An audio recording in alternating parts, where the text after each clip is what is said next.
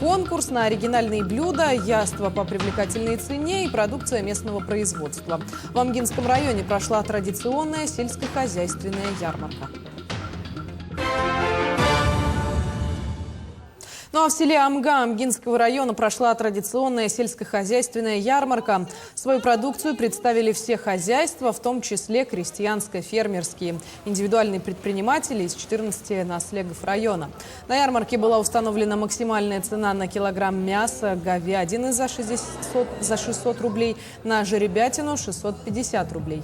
Помимо этого проводились конкурсы на оригинальные блюда, где наслеги оформили свои блюда, посвященные столетию образования республики. Сегодня у нас аж 40 ассортиментов, по нашему перечню, да. Это начиная от разных ягод и варений, да, только нет меда, заканчивая внутренности, потроха, мясо говядина, мясо жеребятина, что еще у нас, внутренности первой, второй категории. Ну, в принципе, все, что в животноводстве у нас здесь продается. У нас свое хозяйство, вот я фермер, супруга продает, в принципе, это... Я думаю, что вот так и нужно это мероприятие проводить, когда первое лицо занимается реализацией своей торговли. Это очень прекрасно. Посмотрите, народу очень много.